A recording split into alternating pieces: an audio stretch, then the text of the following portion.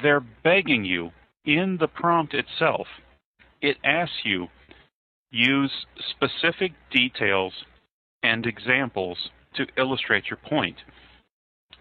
They're asking you for that. Please tell us that. That's what you need to get a satisfactory, or certainly for a superior score. They want specific details and examples. Those specific details, okay. Last year, the Surgeon General released a report that said that smoking underwater cost cats 3 of their 9 lives. That's a specific and relevant detail. You could say, furthermore, the Surgeon General said a 6-month-old kitten who starts smoking underwater can expect to live to be only 10 years old. That would be a very specific example. That's the kind of thing they like to see, and they specifically ask you for that in the instructions. Again, you're only going to be better off if you pay close attention to the instructions, no matter what part of the test we're on. Next week, we're going to start talking about math. Again, if for no other reason but because you know that they're going to try to trick you, then carefully follow the instructions because you don't want to get cheated out of your points. Okay. That's it for the basic structure. So we have 2 types of arguments. And so the first is evaluate an issue. Now, it simply doesn't matter whether you believe the correct way or the incorrect way or whatever. Obviously, you don't want to use inflammatory or disruptive language. That'll just get your paper kicked out, and they'll take you away to Trembling Hills. But an issue, is nuclear power good or bad? That's up to you. You can say whatever you want. Just, again, they ask you for it. Give them some detail. Give them some examples to explain why you think nuclear power is good or why you think it's bad. It's up to you. You can say whatever you want. Just make it a rational, reasonable, cogent argument that flows, that follows from introduction to point A, which again is going to be the less important of the 2 ideas, B, the more important idea, then big finish, conclusion. That's all you need to do. It's better to tackle like 2 points and do it thoroughly and do it successfully than to try to do 3 points or 4 points and run the risk of not being able to develop all of them evenly, which you can see when you go back and review your work, but by then it might be too late to fix everything. You're better off starting out with a modest argument you're trying to make, and make sure that you do that nicely, that you do that thoroughly, rather than try to bite off too much at the beginning. That's why I'm advising you to do 2 body paragraphs instead of 3 or 4. Okay, just to say. The thing that I just said might bring up the logical idea for all of you. Well, wait a minute. What if I'm not sure about those facts or that study? Good news is that doesn't matter.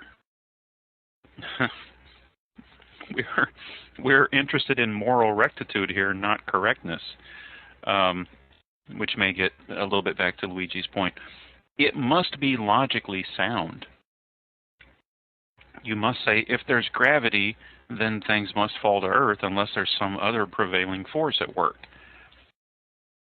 But if you need to give specific detail or examples to support your assertion that there's gravity, how are they going to know if that was in last week's Newsweek online, because there's no longer a paper version, or if that was in last year's National Geographic, or if that was in 10 years ago Scientific American? If you need a supporting publication or fact or person or whatever to back up your newly discovered fact, go for it. That's not breaking any rules. That's not doing anything at all dishonest.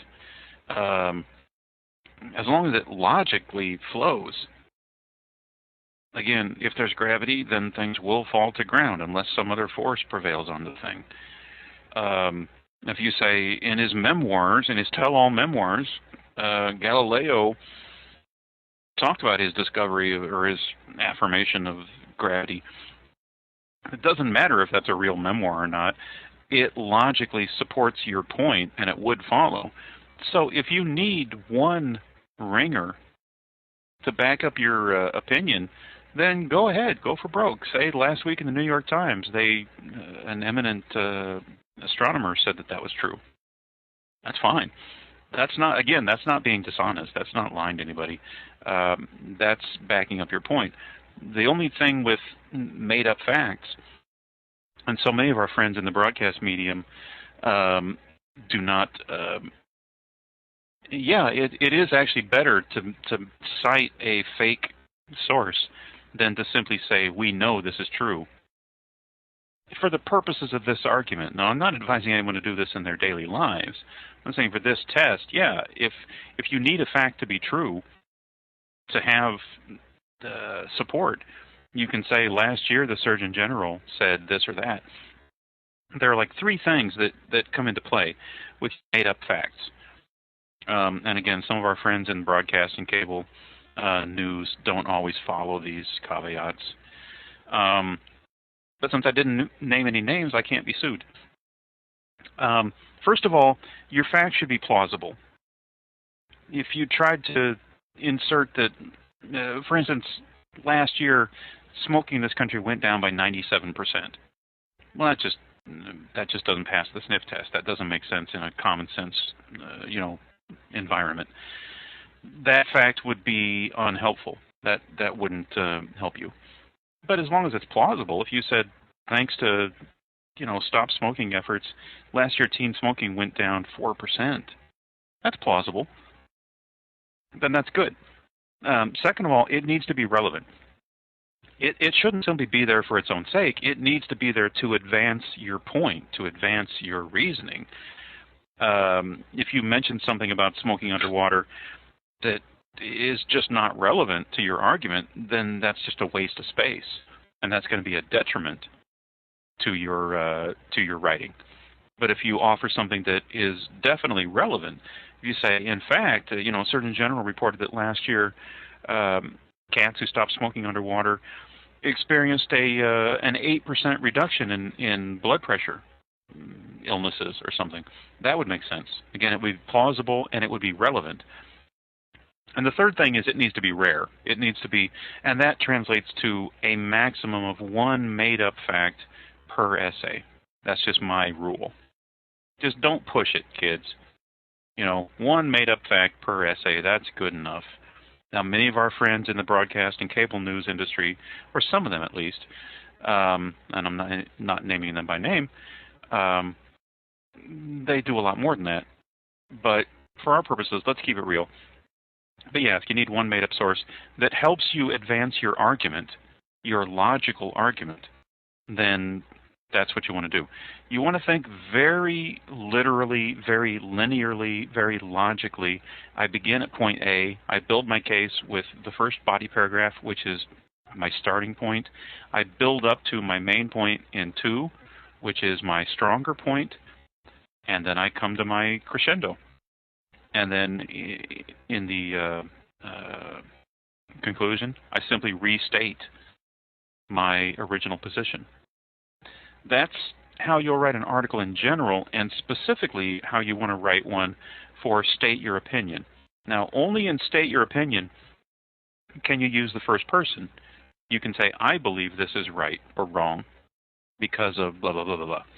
And it's totally up to you whether you say, I believe this, or whether you want to say, simply use the impersonal third person and say, it would be better if people did this, and it would be wise if they chose to do that. You can also do it that way.